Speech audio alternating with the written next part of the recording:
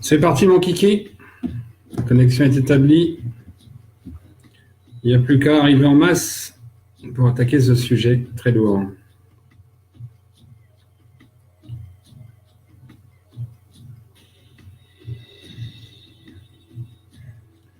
Qui est le premier ou la première? Ah, salut Isabelle.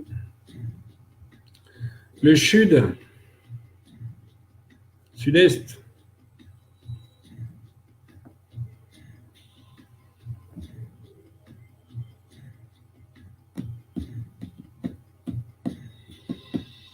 Yes. Présente. Bon, mais toi tu sais déjà plein de choses.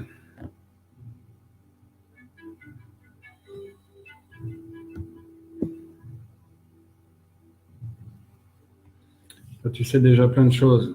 Peut-être pas tout, mais bon. Bonjour, bonjour. Quel prénom je choisis, Adam ou Ève?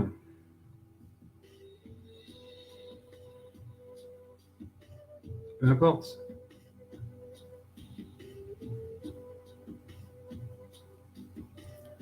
Oui, oui, le pont d'Avignon. Ben, je ne voulais pas préciser la ville parce que je ne sais pas si les gens veulent bien, enfin veulent ou pas. Donc j'ai mis un pouce levé.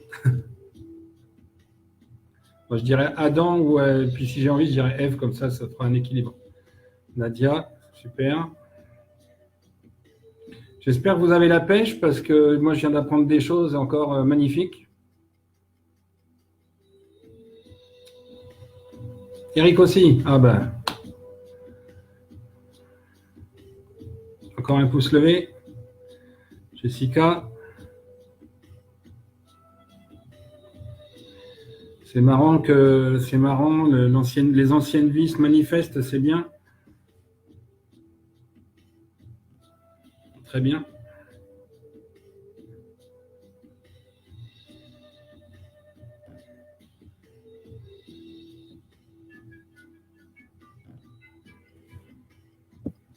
Bon, j'ai mis une petite musique celte en fond, je ne sais pas si vous l'avez, mais voilà, du celte, enfin du l'indien, mais c'est pareil en fait. C'est pas le sujet du jour, mais bon. Ça donne la patate. Ouais, Isa, ben voilà, musique censée, enfin être appelée indienne, bon voilà, chamanique, indienne, bon, c'est la flûte quoi. Et j'ai mis ça parce que en fait, mais bon, je peux pas tout dire non plus parce que sinon les livres, il n'y a pas d'intérêt à aller les lire, mais les Indiens d'il y a 2000 ans étaient des Celtes.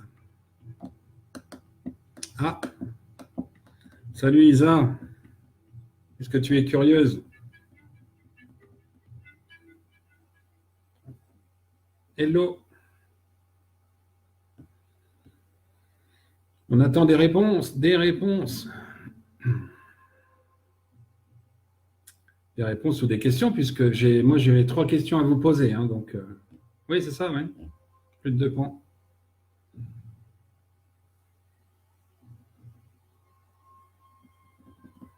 Trois questions à vous poser pour démarrer, donc on va attendre un petit peu.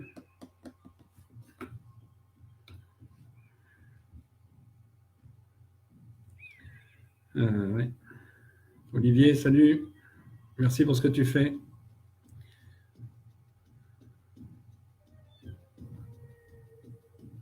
La crypte de Boulogne-sur-Mer, oui, que j'ai visitée. Et qui aide beaucoup à comprendre les puits de lumière et les cheminées d'aération, ce dont j'avais besoin pour une maquette.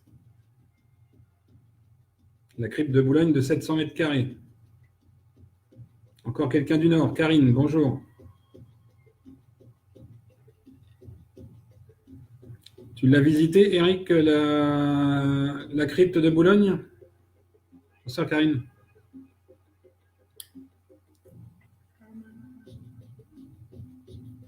Et tout le monde, bah oui, quand même.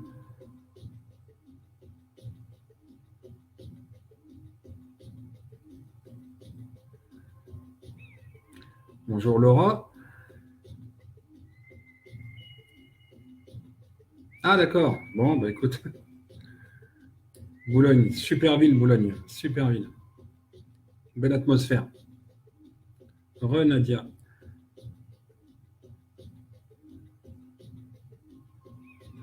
Boulogne-sur-Mer. Nous, jeunes, on allait au Portel en vacances. Le Portel. Pour les crevettes grises. Bernard. Bonsoir, Bernard. Bonjour, guérisseur. JC guérisseur. OK. Bernard, qui n'est pas très loin d'ici. Bonsoir, Bernard. Olivier. Super, Olivier. J'espère que vous avez pris un calepin, un papier, un crayon, parce que ça serait bien que vous notiez 2-3 trucs. Parce que ça, pour les garder un peu sous les yeux au fur et à mesure du déroulement, pour les questions, pour ce qu'on veut. Ce serait bien voilà. Que je vais il y a peut-être des dates que vous voudrez noter, des dates de naissance des états civils, parce que bon, j'ai tout un tableau avec des dates. Oui, le Portel Plage, c'est ça. Et le fort, je ne sais plus comment il s'appelle pour aller chercher les moules. Donc les dates de l'état civil, je vous en donnerai 2-3 pour vous montrer que ça repose sur quelque chose quand même. On va attendre 5 minutes encore. Bonsoir Olivier.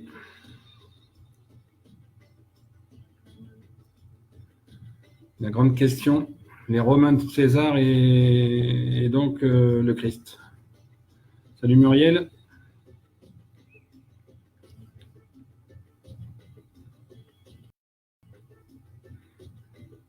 Alors, je précise pour ceux qui sont déjà là, qui sont là à l'heure, déjà là et à l'heure en même temps, qu'évidemment, tout ça, je ne l'ai pas fait tout seul, évidemment.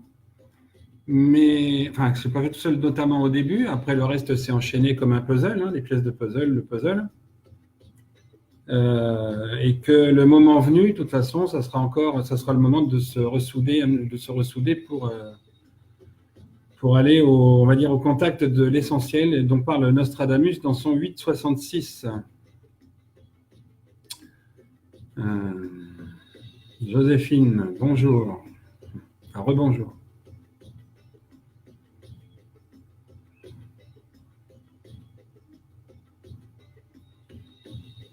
Encore 3-4 minutes. Le sujet est assez important, donc j'attends quand même 45, 44-45. Bonsoir Joséphine. Je préfère attendre un peu, ce qui est important, et je n'ai pas envie forcément de le répéter parce que je n'ai pas envie de me perdre. Il y a plein de choses à dire. Je vais essayer de rester quand même dans le créneau 1h45, 2h ou moins si possible, mais je ne vous garantis rien. Mais c'est de ne pas dépasser. Le reste, de toute façon, ça sera à la limite à trouver dans les livres ou dans d'autres lives ou d'autres échanges privés pour ceux qui veulent ou publics. Un complément éventuellement de vidéo, un 2 sur 2, parce que le sujet est vraiment lourd. Alors, à moins que ça aille vite, mais il y a plein de choses à dire. Plein de choses à dire. Parce qu'en réalité, ce lien-là entre... ce potentiel, parce que officiellement, il n'y en a pas. Hein. Bonsoir Maryse. Officiellement, il n'y a pas de lien entre les Romains de César et le Christ. Officiellement. Officieusement, bien sûr, il y a des similitudes et il y a des choses qui peuvent pas nous laisser de marbre et on ne peut pas continuer à croire ce genre de sornettes.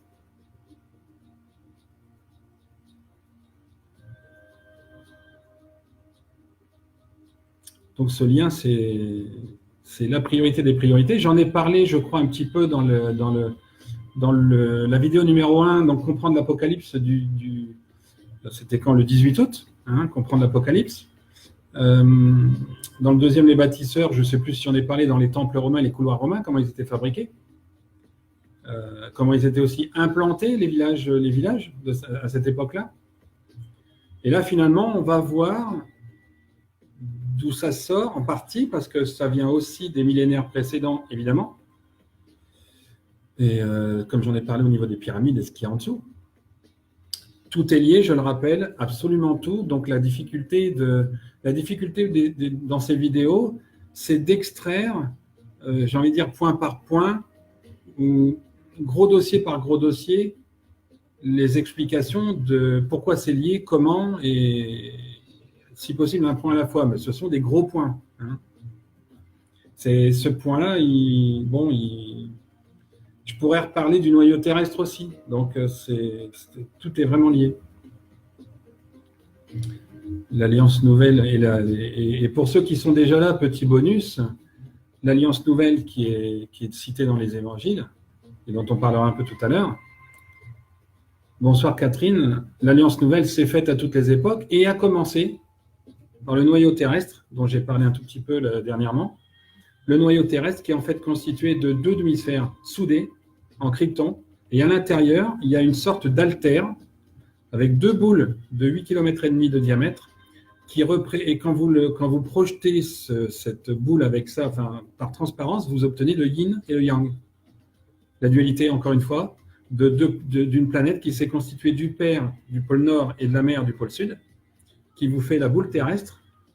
En extérieur, le krypton densité 28-44 et l'altère, si on peut dire, c'est une forme d'altère avec un tube, je n'ai plus le diamètre en tête, qui eux sont en krypton mais de densité 56, donc beaucoup plus fort. Des planètes qui viennent donc des systèmes planétaires, systèmes solaires ou d'univers différents, où il y a d'autres planètes et donc probablement d'autres vies, mais très très loin. Ça, c'est important parce qu'on voit que l'Alliance nouvelle se répète à chaque fois, aussi bien le chef gaélique qui venait de Stonehenge et de la reine de Saba qui venait de Mésopotamie, qui ont convergé vers Gizeh, vers le plateau, vers les mines.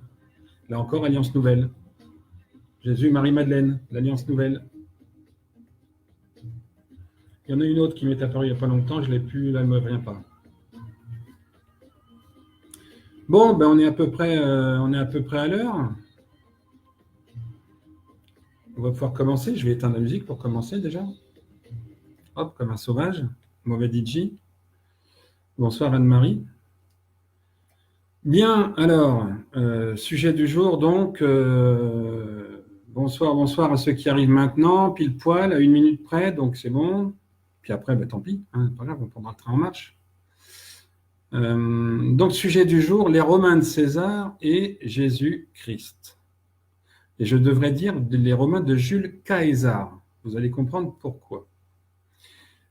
Sur mon mur, juste avant, il y a une demi-heure, 3/4 d'heure, j'ai remis l'annonce live avec, bonsoir Anne-Marie, avec 3 questions que je vous posais, qui étaient, qu'est-ce qu'on considère, aujourd'hui les historiens sont partis sur les faits suivants, c'est-à-dire que si vous prenez l'ensemble des documents qui concernent le Christ, on le fait naître en -7, en -5, en +4, en +12, enfin bref, des époques, pour l'instant, on ne sait pas. Donc, on lui donne une date, on ne sait pas. C'est-à-dire que pendant qu'il a vécu, on est passé des années négatives, on a changé d'ère. Donc, on est passé d'années négatives à des années positives. Là, je vous mets un peu dans les conditions dans lesquelles j'ai commencé à décrypter les choses, aidé par l'association et Laurent en particulier. C'est Christophe. Donc, question qui se pose, qu'est-ce qu'on appelle avant Jésus-Christ et après Jésus-Christ, puisque il n'y a rien, a priori, qui nous pousse à penser qu'à 5 ans ou à 7 ans ou à 10 ans, il y a un événement qui fait que. Parce que pour qu'on change d'air, il faut bien qu'il y ait un événement. Bon, alors évidemment, il faut se poser la question, sachant que la légende, on va dire tout un chacun, dans la tête de tout un chacun, on a souvent parlé de 33. En cherchant, je me suis dit qu'il y avait un lien avec 33, donc il était peut-être né 33 ans avant. Et donc, après, le changement d'air, est-ce que c'est sa naissance? Est-ce que c'est la crucifixion? Est-ce que c'est sa mort? Déjà, au moins que ce soit un événement bien précis. Deuxième question que je vous posais, dans un ordre différent peut-être, c'est pourquoi, et vous pouvez visiter des sites romains qui datent 1er, 2e siècle. Les sites romains, les Romains ont construit des temples dédiés à Tellus, la terre, en forme de croix celte, dont j'ai mis aussi un post tout récent de tout à l'heure, qui apparaît sur un mur, et je vous dirai lequel après. Et donc, les temples dédiés à la terre romains sont en forme de croix celte. Vous imaginez le truc. Les Romains sont censés être des guerriers. Ils sont censés nous avoir envahis, combattus, colonisés sous la forme violente. Parce qu'on prête à César des textes signés, admettons, César. Aujourd'hui, on a du mal à authentifier des signatures, mais apparemment, lui, ça gêne personne. Parce que comme c'était un vainqueur, c'est lui qui a écrit, donc c'est lui qui sait. Je donnerai l'explication, enfin, ma version du sujet. Salut Christophe. Hein, donc, la question, c'est pourquoi les temples en forme de croix celte, alors que ce sont des Romains et qu'ils ont théoriquement combattu. Et enfin, la troisième question, c'est est-ce que ça vous interpelle ou pas, cette analogie? Moi, elle m'a interpellé dès le départ, hein, depuis 5-6 ans au moins. Jules Caesar, JC, 5 lettres, 6 lettres, Jésus-Christ, 5 lettres, 6 lettres. Moi, ça m'a interpellé. Alors certes, Jules Caesar, latin, Jésus, Christ, bon, la croix, mais on prend les 6 lettres. Et Jésus, 5 lettres. Bon. Alors, ce qui est très bizarre, c'est qu'il y a quelques temps, donc pendant les... Alors, il y a déjà quelques temps, il y a déjà 4 ans à peu près, j'ai commencé à avoir les dates d'état civil de la famille. Parce qu'il y avait des hypothèses qui commençaient à émerger. Mais là où ça a été drôle, bizarre, c'est que je n'avais pas encore capté le prénom Jésus. Et au moment du questionnement, qui remonte à l'année dernière, en fait, hein, l'été dernier, juillet l'année dernière, au moment où je me pose ma question, un ami, qui entre parenthèses franc-maçon, donc j'en ai aussi parce qu'ils ne sont pas tous sauvages, qui est très intéressé par tout ce qui est ésotérique et l'histoire en particulier, je lui parle de mes recherches sur les Romains, et il connaît un anthropologue spécialisé romain, Jules César et son époque, qui n'a pas forcément l'idée que c'est complètement décalé et compagnie. Et je l'appelle, dans la semaine ou les 15 jours qui ont suivi, il est venu ici, on a discuté 3 heures, entre ces informations sur les Romains, des choses que je n'avais pas, comme sur Artémis, la grande ours, même chose, sur Diane, la chasseresse, c'est la grande ours aussi, hein, tout ça, c'est un ensemble de symboles identiques qui représentent la même chose dans des civilisations différentes, comme les mythologies en fait. Donc il passe et je lui donne ma version par rapport, aussi bien donc le Père du Christ, que par rapport à ce côté que j'imaginais, entre ce lien que j'imaginais, que je commençais à entreapercevoir entre Jules César et le Christ. Et donc, je lui explique ma version, et il me dit, il était très courant que une personne qui adoptait un enfant ou une personne pour le faire grandir, ou il l'adoptait ou devenait son parrain, hein, donc il prenait pour filleul un tel, il n'était pas rare qu'il lui donne son initiale, nom ou prénom. Est-ce que vous voyez où je veux en venir? Ça veut dire que... Alors, je passe, hein, il est resté 3 heures, je n'ai pas tout noté, on a noté l'essentiel. Ça veut dire que le J de Jésus, en fait, vient du J de Jules. Alors, devinez la suite. J de Jésus, c'est Jules. Donc, le complément du prénom, c'est Jésus. Alors, pour les spécialistes celtes ou les personnes intéressées par le celtisme, on va y revenir un peu après. Hein, mais Jésus, ça doit parler.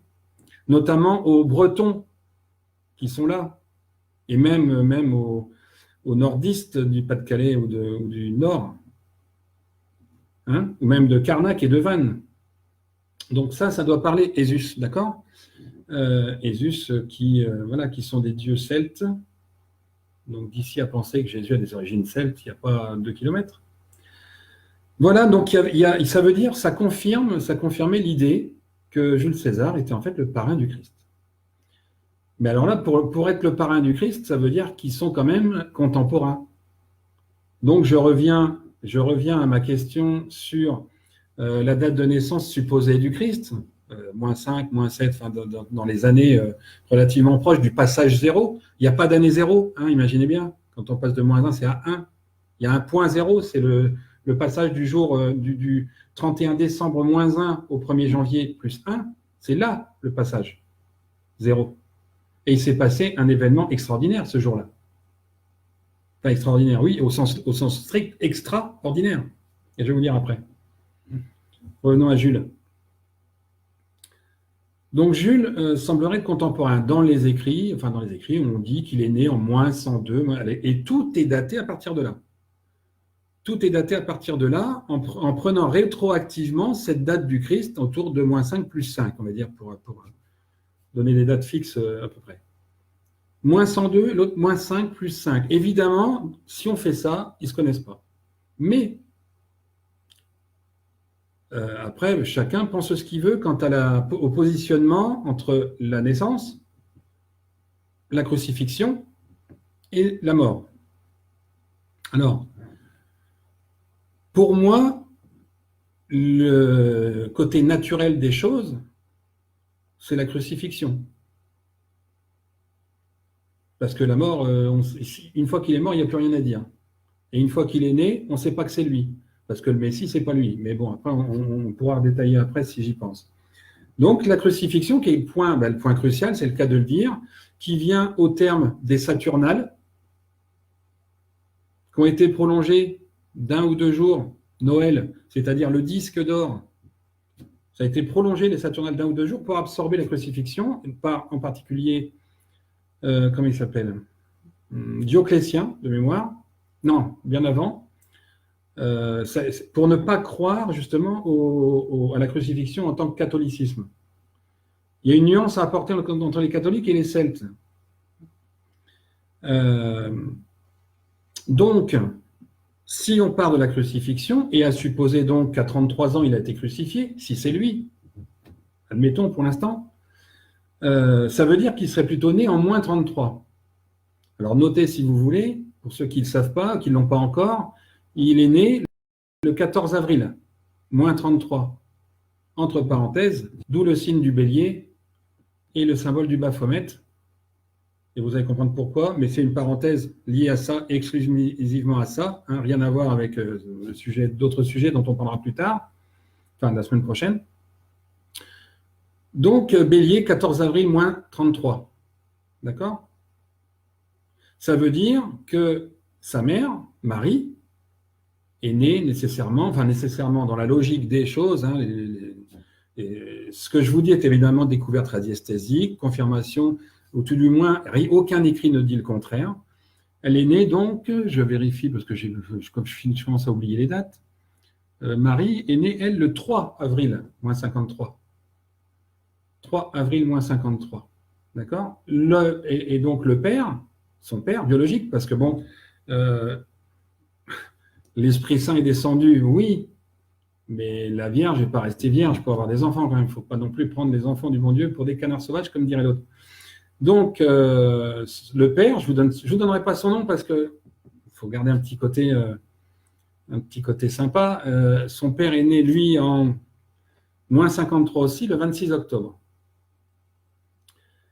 Le lien, si Jules César est le parrain du Christ, c'est qu'il connaît ou la mère ou le père dans la logique des choses. Et là, je parle bien en termes de logique, ou par l'absurde ou de logique. Et vous pouvez vérifier dans les Écritures, rien ne s'oppose à ça. Rien. À part les écrits soi-disant officiels, qui n'ont rien d'officiel, puisque César, ne serait-ce que son écriture, n'est pas authentifiée, sa signature non plus. Donc, Jules César a un lien de parenté avec Marie, ou avec, j'ai failli dire son prénom, ou avec le père biologique. Et je vous invite à regarder, plutôt que de vous donner le nom, je vous invite à regarder, et vous allez comprendre d'ailleurs tout de suite, César, son père et sa mère avaient 17 ou 19 ans d'écart. C'est pas grave en soi. Mais son père est décédé relativement tôt. D'accord ? Vous me suivez ? Son père est décédé relativement tôt. Sa mère n'est pas restée seule très longtemps. Et c'est écrit, ça, par contre, c'est écrit noir sur blanc. Sa mère est allée se consoler dans les bras de quelqu'un,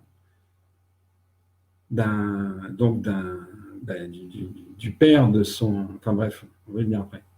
Elle est allée se consoler dans les bras de quelqu'un qui n'est ni plus ni moins que le père d'un certain Marc-Antoine. Vous voyez?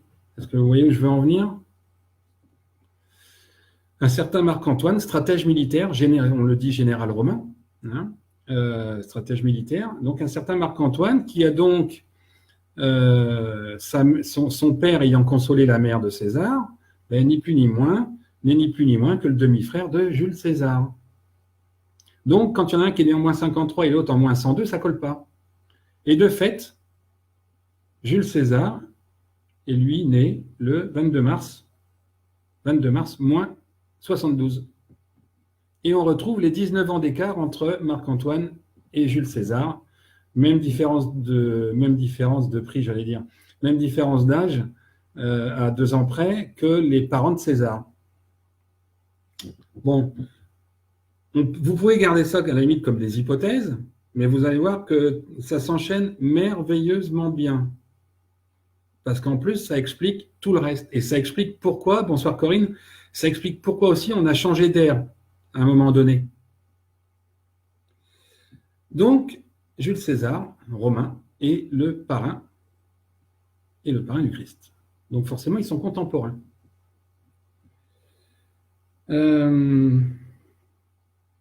Alors, il faut aussi avoir conscience par rapport à Jérusalem, et donc les Juifs à cette époque. Pourquoi aujourd'hui ils veulent absolument continuer de dire que c'est un rabbin juif? Ben, c'est pour pas qu'on voit ce qu'était la mission, ce qu'était la mission du Christ. C'est ce bonhomme, entre guillemets, ce bonhomme celte, bonsoir Francine, ce bonhomme celte châtain blond aux yeux verts, Marie était blonde araméenne, son père était relativement blond aussi. Il faut savoir aussi que Jules César a des origines par sa mère, donc par leur mère, ils ont des origines grecques. Donc tous ces peuples-là, en fait, sont des païens en puissance, c'est-à-dire solstice, équinoxe. Alors on dit celte, celtique, païen. Je fais une autre petite parenthèse, païen, paganisme, rien à voir avec Satan, satanisme. Hein. Païen, paganisme, éventuellement Lucifer, qui est pas, c'est pas du tout la même chose. Païen, au sens je fais mes constructions, je vénère le soleil, la lune, j'applique, même pour les soins dont on parlera samedi soir, les soins, c'est avec la médecine naturelle, c'est avec les alignements de planètes, le calendrier lunaire, les monuments, que ce soit Petra en Jordanie, que ce soit Newport et Kensington aux États-Unis, que ce soit les pyramides, que ce soit les Grecs, les temples grecs, et donc les menhirs, les gaéliques en Gaule, enfin la Gaule plus tard, tout ça, ça a été fait suivant le modèle païen, c'est-à-dire au sens celtique, au sens croyance des éléments naturels. La mythologie grecque, ça décrit les phénomènes naturels parfaitement. César et Marc-Antoine, d'origine grecque, et c'est la raison pour laquelle ce sont des stratèges, enfin notamment Marc-Antoine, un stratège militaire, parce qu'ils ont des ascendants spartiates. Vous voyez? Ça commence à... Bon. Donc vous avez, vous voyez, autour du croissant, ce qu'on appelle le croissant fertile, mais même autour de Jérusalem, parce que même les Égyptiens sont païens au sens celtique, au sens de la nature. Vous voyez bien qu'autour de Jérusalem, vous avez une sorte de fer à cheval qui isole Jérusalem de peuples païens. Alors, évidemment, le Christ, au milieu de tout ça, qui est censé être un rabbin juif, qui a été récupéré donc après, c'est pour ça d'ailleurs à un moment donné qu'il y a eu des papes et des antipapes, les papes pour le catholicisme romain de l'époque, de Constantin, enfin de l'anarchie militaire jusqu'à Dioclétien et de Constantin, et les antipapes, eux, plutôt païens. Aujourd'hui, ceux qui avaient été, c'était les antipapes, qui ont la plupart été persécutés. Parce que Jésus, donc soi-disant rabbin juif, qui allait après avec ses apôtres coloniser, enfin qui allait évangéliser la planète, enfin la terre entière, et notamment l'Europe occidentale, le nord de l'Afrique, tout le royaume romain quelque part. Rabbin juif, voilà. Alors, avant de vous dire ça, évidemment, je me suis posé la question, rabbin juif, pourquoi pas? Mais alors, pourquoi on n'a pas trouvé son corps à Jérusalem? Pourquoi toujours pas? Oui, il y a plein de gens qui se sont appelés Jésus, machin. Oui, bah oui, parce qu'il y avait aussi, à cet endroit-là, chez les Juifs, il y a aussi des gens qui écoutaient ce qu'il disait. Parce qu'il ne parlait pas. Quand on prend l'Ancien Testament, certes, il y a des choses fausses, mais dans l'Ancien Testament, on parle très souvent, depuis 3 mois, je reçois des trucs sur l'Ancien Testament, on parle très souvent que Jérusalem va être punie, qu'elle n'a jamais écouté, qu'elle n'a jamais fait ce qu'il fallait. Vous voyez, et tout n'a pas été modifié dans la Bible. Seule a été réécrite, et c'est pour ça que beaucoup d'historiens trouvent une différence nette, et de théologiens trouvent une différence nette entre l'Ancien et le Nouveau. Il y a un décalage. Le décalage, c'est parce que avant Jérusalem, on sait qu'elle va faire des conneries, enfin, entre guillemets, des conneries, où les juifs, enfin, les prêtres, les rabbins juifs qui avaient le pouvoir, hein, et celui d'après, où ils prennent le pouvoir. Alors pourquoi ils prennent le pouvoir? Oui, la crucifixion. La semaine sainte, c'est après Noël. Enfin, Noël, après les Saturnales. Qu'est-ce qui a bien pu se passer entre -1 et +1 la nuit, la Saint-Sylvestre, qui n'était pas encore Saint-Sylvestre, évidemment. Qu'est-ce qui a bien pu se passer pour que tout ça, ça bascule? Sachant que finalement, donc, Jésus est celte, mais pas rabbin juif. Mais les Juifs ont réussi à transformer les choses comment? Pourquoi? Il y a tout simplement un objet dont je vous ai parlé déjà au niveau des pyramides, des temples grecs, avec Hercule qui l'a volé sur la pyramide, la fameuse Arche d'Alliance, dont on ne sait pas, enfin, dont officiellement on ne connaît pas le lieu aujourd'hui. Bon, on est quelques-uns à savoir. Officiellement, on ne sait pas, parce que depuis Napoléon, les écrits ont été planqués et pas récupérés par l'Église. Planqués à un endroit où il n'a pas pu retourner non plus. Donc, les Juifs, en fait, ils ont volé l'Arche d'Alliance parce que Judas, voyez-vous, Judas, Judas, c'est le jumeau du Christ. Alors, je ne crois pas en avoir parlé encore, j'ai l'impression de me répéter des fois. Salut Bruno, bonsoir Francine. Des fois, j'ai l'impression de me répéter. Tant pis, je me répète. Vous avez sur le tableau de Raphaël une vierge blonde qui est représentée avec 2 enfants du même âge qui se ressemblent. Raphaël était un initié de la maison Médicis, puisque la maison Médicis est de descendance christique, ou elle est secrète de la descendance christique. C'est pour ça que Raphaël, Léonard de Vinci, Nostradamus ont bossé pour eux. C'est pour ça qu'ils ont créé les premières banques pour les papes, avec Côme de Médicis. Eh bien, ce tableau représente donc la Vierge et ses jumeaux.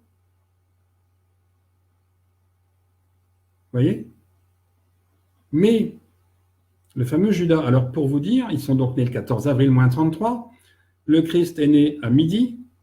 Les minutes, peu importe, mais autour de midi en tout cas. Judas, son cher frère, est né à 16 heures. L'ancien, l'aîné, c'est donc Judas. Mais Judas, il se trouve qu'il est vénal et surtout il est bic et bouc, il est hermaphrodite. Il est hermaphrodite. Vous voyez le Baphomet? L'association Bélier, hermaphrodite, bic et bouc. Et elle est là, la transcription. Bélier, bic et bouc. Donc Judas trahit son frère, mais il ne le trahit pas pour le vendre, il trahit son frère parce qu'il parle de l'Arche d'Alliance, comme Talleyrand a parlé à Napoléon de tout ce qui était secret christique. Il a fait exactement pareil que Judas. Judas a parlé de ça, il a parlé que son père viendrait d'Égypte, puisque je vous fais, entre parenthèses, Jules César, non, alors la parenthèse, je parlais de Jules César, mais directement, Marc-Antoine à cette époque-là est présent en Égypte auprès de Cléopâtre. D'ailleurs, on leur prête une liaison parce que Marc-Antoine ressemble à son demi-frère Jules César. On leur prête donc, il lui ressemble. Donc on dit que seulement c'est Marc-Antoine, le stratège militaire, qui est là-bas, à côté de Cléopâtre, pour conserver les secrets. Et parce qu'après, comme l'Arche d'Alliance à ce moment-là, elle est en Égypte, elle a été ramenée par Alexandre le Grand, d'accord? Elle a été ramenée par Alexandre le Grand, a priori de Sainte-Sophie de Turquie. Et donc l'arche est prévue, il est prévu qu'elle soit donnée au Christ et à Marie-Madeleine, puisque leur union schématise, représente l'alliance nouvelle dont on parle dans les prières de l'Église et compagnie. L'alliance nouvelle, c'est l'alliance des peuples celtes Nabaté, Jordanie, Galilée, Celte, Égypte, Grèce, mais pas Jérusalem. Parce que la réalité des choses, c'est que l'Arche d'Alliance, les Juifs l'ont volée donc quand Marc-Antoine est venu avec, qu'ils l'ont assassiné en même temps dans la nuit. Et oui, dans la nuit de quand? Allez, dans la nuit de quand? Dans la nuit du 31 décembre, -1 au 1er janvier, +1. Le changement d'air, c'est la mort du père biologique du Christ. Est-ce que vous me suivez? Parce que des fois, j'ai l'impression de bafouiller. Est-ce que vous me suivez? Est-ce qu'il y a des questions éventuellement? Bon, je continue alors. Donc, on a le passage de changement d'air, c'est ça. Et donc, le Christ étant celte, en fait, la réalité, c'est que... alors, petite précision pour les gens qui sont croyants, catholiques pratiquants, qui se disent chrétiens et tout. Je n'ai rien contre eux, je dis simplement... Et là où il faut que vous soyez ouverts, c'est que ce qui est la réalité d'aujourd'hui, elle est bien plus belle, elle est magnifique. Tout ce qui se passe, qui a été préparé pour nous, et le retour du Christ. Bonsoir Cassandra, bonsoir Lacène, bonsoir Natacha. Ça a été préparé pour l'Apocalypse, justement. C'est pour ça que c'est lié. C'est pour ça que tout est lié. C'est difficile de... Si je commence à partir, je vais vous raconter tout le reste en 1800, et puis en 700. Bref, donc, c'est difficile. Alors, n'hésitez pas à faire signe si vous êtes un peu perdu. Mais c'est hyper important parce que ça explique les mensonges jusqu'à aujourd'hui, jusqu'à la République et tout. Je vais vous donner d'autres dates, vous allez comprendre. Donc, le Christ est celte, et en réalité, tous les peuples autour de Jérusalem sont celtes, sont païens, si vous voulez, au sens, solstice, équinoxe, je répète. Et tout ça, c'est magnifique, en fait. Les croyants catholiques durs qui ne veulent pas croire, c'est pas grave. Mais écoutez jusqu'au bout, parce que c'est magnifique. Je vous répète, c'est super beau ce qui a été fait, comment ça a été conçu. Il se trouve donc que le Christ, il revient sur ces terres de Jérusalem, parce que quand Marie, alors je ne vous ai pas dit, mais Marie qui apprend qu'elle est enceinte dans la semaine du 15 août, est allée accoucher en Gaule, et non pas en Égypte, en Gaule, parce que le père est un militaire romain. Ça ne le fait pas. Vis-à-vis de la région, ça ne le fait pas. Donc elle est protégée, elle va accoucher en Gaule. Et elle va accoucher, quand elle accouche, le père n'a pas suivi, il est toujours stratège militaire chez les Romains. Donc quand elle accouche, les jumeaux, ne savent pas qui est leur père. Ils ne sauront pas qui est leur père, puisqu'il restera toujours en tant que stratège militaire, aussi bien en Afrique du Nord que peut-être bien aussi en Espagne un petit peu et en Asie. Il a fait un peu partout. Donc, ils ne connaîtront que quand ça sera le moment. Et il se trouve que pendant tout ce temps-là où ils sont en Gaule, il y a un certain Jules César qui, lui, ne reste jamais plus de 6 mois à Rome. Et là, je le tiens de source sûre d'un historien qui, malheureusement, aujourd'hui est décédé depuis 1 an et demi, qui m'a aidé beaucoup dans les recherches aussi, de sources sûres. Jules César n'était pas apprécié plus que ça de ses concitoyens, et je vais vous dire pourquoi. Il passait donc 6 mois sur les terres de Rome, enfin autour de Rome et un peu en voyage, éventuellement en Espagne aussi, mais essentiellement 6 mois et un peu plus en Gaule, en Hispanie, en Germanie, en Belgique, sur le sol celte. C'est le parrain du Christ. Il veillait. Les constructions qui ont été faites, le temple d'Arcadie, le premier, le grain de moutarde dans les paraboles, il a été fait pour cet accouchement. Donc il a commencé à être construit quand César avait 20 ans, quand il a commencé à aller en Gaule. Donc il avait 20 ans en moins 52, puisqu'il est né en moins 72, je le rappelle pour ceux qui nous ont rejoints. Et à partir de moins 52 jusqu'à 179, vous avez tout un tas de constructions qui sont faites à cet endroit-là. Tout un tas, phénoménal, c'est phénoménal. Suivant un plan dont j'ai parlé dans un des autres lives, suivant un plan incluant 8 constellations grecques, d'où la descendance grecque de César.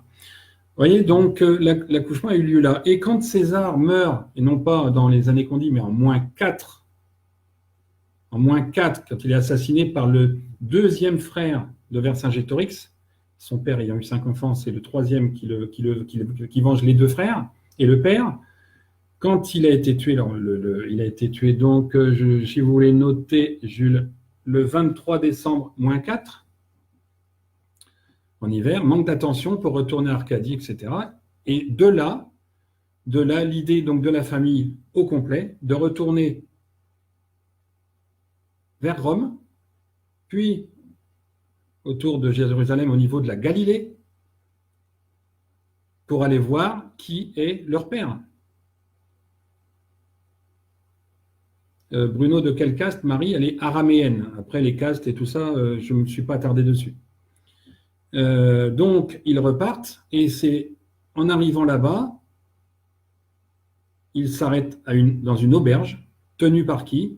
Par le père de Marie-Madeleine, qui a été chassé, un peuple nabatéen qui a été chassé de son territoire à ce moment-là. Marie-Madeleine qui sert dans une auberge, oui, la fille de ce roi, Arétas IV, donc roi de Nabatéen. Bonsoir Laurence. Vous voyez, enfin, j'espère que ça... C'est pour ça que je vous ai dit de prendre des notes, parce qu'il y a des imbrications. Mais là, je vous raconte un petit peu le livre, le premier, parce qu'il est un peu bloqué en édition pour l'instant. Donc, c'est de là aussi, Marie-Madeleine, première apôtre, oui, c'est la première qu'il rencontre sur place, sachant qu'il n'avait pas rencontré, puisqu'il est resté sur le sol celte, à tourner en Europe occidentale avec Jules César, son parrain, pour les constructions, pour l'initiation, donc de ses 12 ans. C'est pour ça qu'on n'a pas de trace de lui entre 12 et 29 ans, pendant 17 ans, parce que pendant 17 ans, il est initié par son parrain à la construction, à l'implantation, au voyage en Gaule occidentale, enfin en Europe occidentale, Gaule à l'époque, Germanie, Belgique, Espagne, Hispanie, parce qu'en même temps avec eux voyagent le fils de César, Césarion, et son neveu Auguste, le fameux Auguste, qui n'est que le neveu, pas le filleul, donc qui est un tout petit peu numéro 2, qui est un tout petit peu jaloux, qui a peut-être un tout petit peu triché sur les écritures de César. Je dis ça, je dis rien, ces écrits sont à 300 mètres de chez moi. Donc, on a quelque chose d'imbriqué, de compliqué, mais qui explique absolument tout. Et donc, quand Jésus revient sur la terre de Jérusalem, de la Galilée déjà, pour être baptisé avec Jean le Baptiste et compagnie, il revient en fait tout simplement pour convertir Jérusalem, et pas le contraire. C'est pas un rabbin juif qui convertit, qui va évangéliser au nom du judaïsme ou du catholicisme, qui est une fabrication du judaïsme et des Romains, de Constantin. Non, c'est un Celte qui est venu convertir Jérusalem, parce que c'est le seul territoire qui n'a pas obéi au sens de l'Ancien Testament. J'espère que je suis toujours à peu près clair. Donc, tout ça, alors il est donc retourné pour convertir et en même temps pour rencontrer son père biologique, et faire connaissance, d'où cette idée d'Arche d'Alliance, de transmettre la couronne et l'Alliance nouvelle dans cette semaine sainte. C'est pour ça qu'elle s'appelle aussi semaine sainte. Et elle masque les Saturnales, qui sont une des fêtes romaines depuis longtemps, où on libère les esclaves au moins le temps d'un soir ou d'une semaine, avec des plantes vertes en décoration. Ça vous rappelle rien, le sapin? Même s'il y a une idée de coca, avec le Père Noël, le sapin, les plantes vertes, c'est les Saturnales romaines. Et par extension celtique. Puisqu'on peut dire que les Romains de Jules César et de Marc-Antoine sont des gens, pour la majorité, de croyances païennes, et non pas catholiques. Mais après, vous avez l'anarchie militaire entre 220 et 270, ou dans ces eaux-là, qui ont bien bouffé le IIIe siècle, qui ont vu les guerres permanentes entre catholicisme naissant, paganisme en place, le plus fréquemment, et que, au bout de ça, pour avoir la paix, un certain Constantin, entre 313 et 325, a réuni 80 prêtres pour reconstituer la mémoire collective, tant bien que mal, dont 4 en particulier qui ont été les apôtres, donc, un certain Saint Clément d'Alexandrie, je crois, de mémoire, dans les 4, qui sont en fait deux Égyptiens et deux, je ne sais plus comment, qui sont eux allés recueillir la mémoire collective pour refaire ces évangiles et repartir sur des textes pour les transformer et qu'on ne voit pas ce qui s'était passé. Parce qu'il fallait récupérer aussi l'Arche d'Alliance. Entre deux, ce qu'il faut avouer aussi, c'est qu'entre deux, vous avez un certain, alors pas Hérode, mais Ponce Pilate. Ponce Pilate, on a dit plein de trucs, mais regardez dans les textes, Ponce Pilate, il a disparu à un moment donné, on ne sait pas ce qu'il devient. Ben, je vous laisse deviner par rapport à l'Arche d'Alliance, il a réussi à la récupérer ou pas. Ponce Pilate, c'est un cousin de Marie-Madeleine. Rien d'un Romain cruel. C'est un cousin germain de Marie-Madeleine. Parce que les Romains, à cette époque, nommaient des personnes du cru au poste clé, cru-clé, pas le contraire, de façon à être implantés. Parce qu'ils n'allaient pas faire la guerre. Ils allaient bâtir. Ils allaient bâtir. Parce que moi, je mets 2-3 marques sur mon papier, parce que sinon, je vais me perdre. Qu'est-ce qu'on avait comme question? Alors, la naissance. Donc, vous aurez compris que la naissance, c'est moins 33, que donc le après-avant, en fait, correspond à la mort du père biologique, mais en même temps à la crucifixion, parce que c'est une période d'une semaine qui est la charnière, qui est le tournant des religions, qui est l'explication des religions aujourd'hui, et du bidon des religions, comme vous êtes beaucoup à sentir et à capter, du bidon, parce que ça repose sur du vol et du crime. Alors, ce ne sont pas les juifs d'aujourd'hui, attention, on n'est pas en train de dire ça, hein. Ce sont des rabbins de l'époque.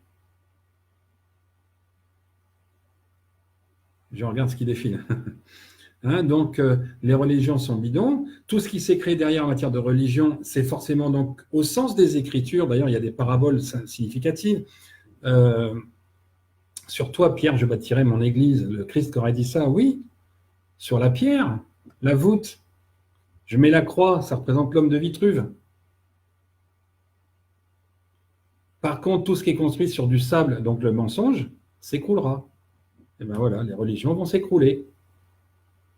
Elles vont s'écrouler parce qu'elles sont bâties sur le mensonge, que la vérité qui va donc être révélée sans doute l'année prochaine et celle d'après, ou que celle d'après, le sera parce que l'énigme de Chucksborough, je l'ai décrypté l'année dernière, donc le code DM s'est décrypté, l'article 866, le 41866 de Nostradamus le dit, il va y avoir ouverture par rapport à ça. Ok. Alors, je fais une toute petite parenthèse pour vous dire, si je fais la promo régulièrement du bouquin, celui-là, parce que ce que je vous dis, quasiment tout est dedans. Là, vous avez le lien en plus, mais tout est dedans. Bon, pour l'instant, il n'est pas dispo. Donc voilà, comme une petite parenthèse, tout est dedans. Hein. Ça, ce que je viens de dire, c'est expliqué dedans quasiment en intégralité. Qu'est-ce qu'il faut que je vous dise? Alors, l'Alliance Nouvelle, je vous en ai parlé. La protection, donc. Alors ensuite, ce qu'il faut savoir aussi, c'est que du coup, l'Alliance Nouvelle et le père biologique ayant été tués, l'ensemble de la famille a fui, est retourné, comme Judas le dit sur la croix, puisque Judas a donc remplacé son frère, puisqu'il était indigne de confiance, qu'il s'est même éventuellement proposé parce que sa mission c'était ça. Je voudrais rappeler aussi, parce que j'en ai parlé par rapport aux constellations au signe du zodiaque, aux constellations qui tournent autour de Gizeh, autour de la pyramide, ce qui définit le rythme et l'horloge universelle. Il y a 12 signes du zodiaque. On a prétendu qu'il y en avait 13, on affirme par moment qu'il y en a 13. Et comme j'ai dit quand j'ai fait cette vidéo, 13, c'est admissible, oui, en cycle infini. 13. Puis 13 qui reviennent. Mais nous sommes, et ceux qui n'ont pas vu comprendre l'Apocalypse vont s'en rendre compte, pourront s'en rendre compte en le voyant, nous sommes dans un cycle fini. Donc le 13, c'est le 1. C'est celui qui vient se refermer sur le 1. Judas est 13, 13e. C'est pour ça que le 13 porte malheur. Hein. Enfin, de ce qu'on dit, la superstition, c'est parce que Judas, c'est le 13e apôtre. C'est pas le vendredi 13, c'est en lien avec le Christ, hein, le vendredi 13. Hein. C'est le jour où il est arrêté. Hein. La crucifixion a lieu le dimanche de Pâques. qui est en fait la Pâque à ce moment-là chez les Juifs, c'est un 25 décembre. Les Saturnales, c'est à peu près du 17-18 au 23-24, et Noël, 25 décembre, a été rajouté pour le noyer au moment de l'anarchie militaire, pour masquer la vérité réelle de la crucifixion.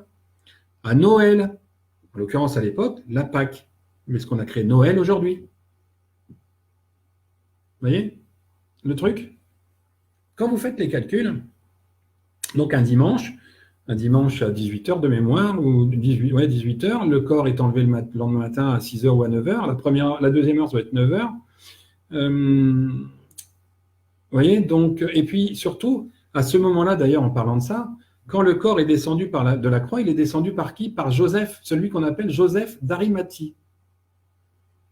En Arimathie, il y a aussi quelqu'un qu'on appelle de Magdala. L'Arimathie, c'est la Nabathée. Joseph d'Arimathie, c'est Arétascate, un des rois de Nabathée qui a été chassé de son village par, de mémoire, les Babyloniens ou un autre peuple. Et s'ils ont accompagné la famille du Christ, c'était justement parce que les Romains leur ont promis de leur rendre leur territoire. Vous voyez? Comment ça se... Le Rubik's Cube, comment il se... les couleurs ont commencé à approcher là. Voilà, donc, oui, tout est dans mon livre, Nadia, oui, justement. Mais bon, alors ce qu'il faut savoir, il y a d'autres choses qui ne sont pas dans le livre, évidemment. Donc, ce qu'il faut savoir, ils sont donc retournés en Gaule, au pays des Celtes. D'ailleurs, même si c'est Judas sur la croix, lui aussi dit, pardonnez-leur, ils ne savent pas ce qu'ils font. Ben ouais. Vous voyez, la phrase, ce qu'elle signifie derrière, pardonnez-leur, ils ne savent pas ce qu'ils font. Ben ouais, ils se trompent. C'est pas Jésus, c'est Judas. Judas, là encore, 5 lettres, pardon. Et on peut supposer, alors, je n'ai pas encore cherché, mais il faudrait que je regarde ça demain, Udas, UDAS, s'il n'y a pas une origine celtique. Alors, sous cette forme-là ou une autre, le J de Jules, Judas. Donc, vous voyez, ils repartent donc, une fois que la crucifixion a lieu, l'Arche d'Alliance est volée, le père biologique a été tué, sous la pression, ils s'en vont. Et je retourne voir le père. Et il retourne donc s'installer au fameux Arcadie, qui a été construit, qui continue de se construire pendant ce temps-là. Et là, il commence à mener la vie de continuer la construction, ils implantent, et là surtout, ils commencent à voyager en Europe occidentale, parce que la mission, elle est d'aller chercher l'Arche d'Alliance pour la ramener, pour pouvoir construire. Parce que l'Arche d'Alliance, c'est un ensemble de tablettes d'argile, cuites, imprimées cuites, avec les lois de la science, les lois de l'univers. Et sa présence est fondamentale. Pourquoi tout un tas de mégalopoles se sont construites quand l'Arche d'Alliance était là? Parce qu'il y a les secrets dedans. Le secret des bâtisseurs dont je parlais jeudi, c'est quoi? C'est l'Arche d'Alliance. Transmise parce qu'elle voyage, parce qu'il y a des gens qui ont l'honneur, la sollicitude, enfin l'honneur de pouvoir la consulter, mais ces gens sont rares. Il faut que ce soit des personnes fiables, donc de lignée christique. D'où Médicis, d'où d'autres, Saint-Louis, par exemple, dont César, qui a donc su elle avait été ramenée par Alexandre le Grand à Gizeh. Et oui, elle n'est pas restée longtemps, mais elle est revenue à Gizeh pendant à peu près 300 ans, 3 siècles. Et après, elle est arrivée à Jérusalem. OK? Alors, il semblerait qu'entre Jérusalem des croisades et Jérusalem du tout début, elle n'ait pas bougé, a priori, je dis bien, parce que j'ai un doute aujourd'hui encore. Mais cette Arche d'Alliance explique le secret de la construction, des arches, des nouveaux châteaux et tout ça. Vous voyez? Et donc, c'est ça qu'ils étaient venus chercher pour ensuite aller prêcher, construire. Heureusement, César et Vitruve, le fameux Vitruve, qui est un chemin de vie 44. Donc, je vous invite à regarder ce que c'est, 44.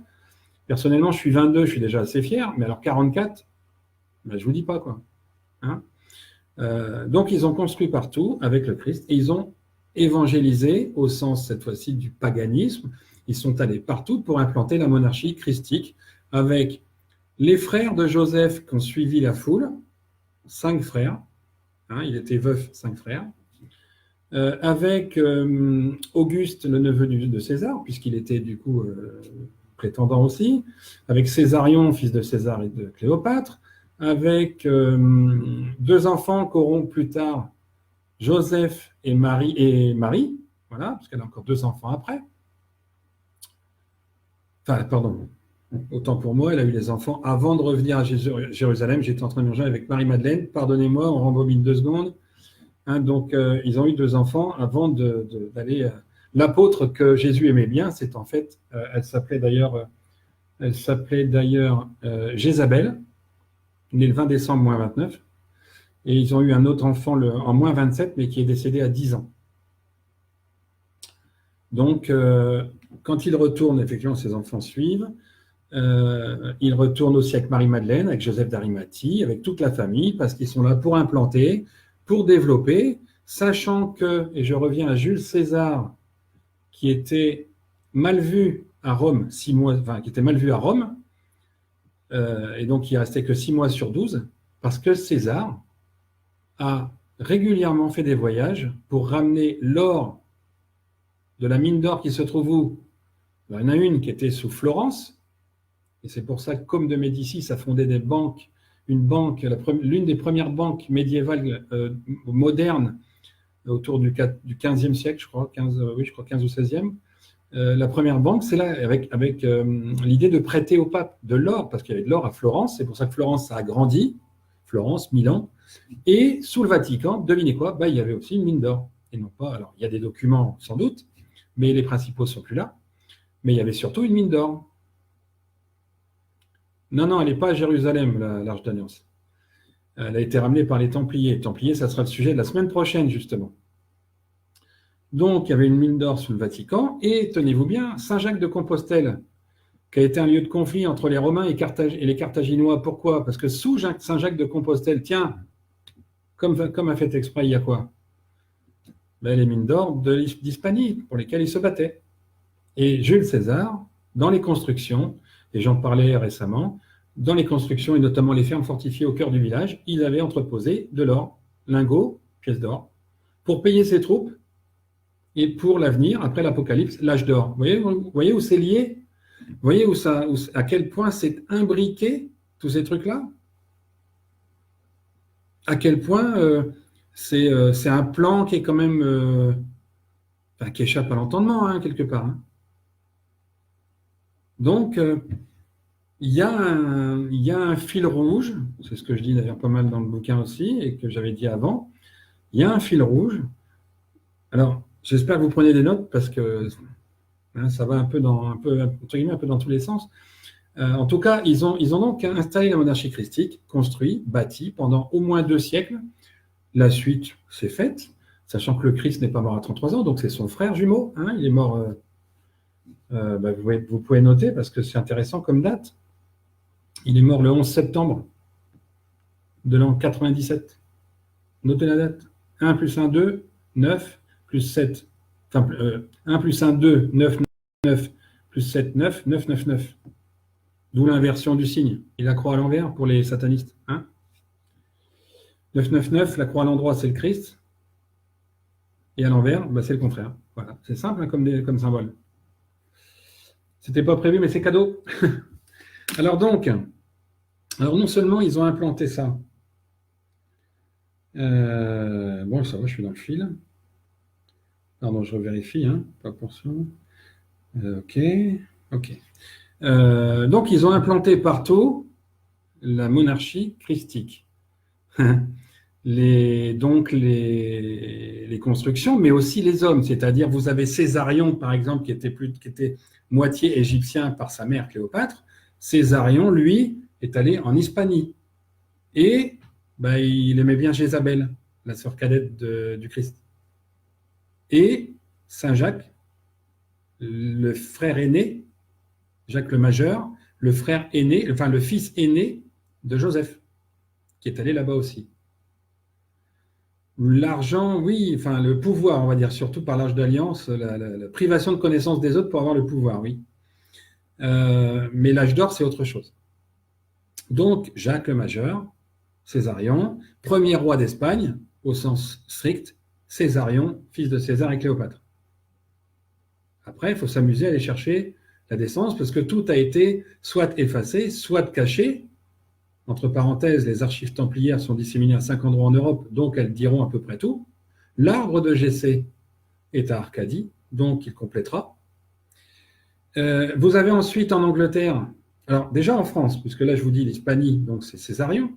En France, très logiquement, vous n'êtes pas sans savoir, vous vous doutez que pour concrétiser l'alliance nouvelle des peuples païens, Jésus, de son nom Jésus, on reviendra au prénom d'ailleurs, parce que vous deviez me le rappeler, puis vous avez oublié. Alors bon, Jésus, Marie, Madeleine, de leur nom de là-bas, ont donc un premier fils.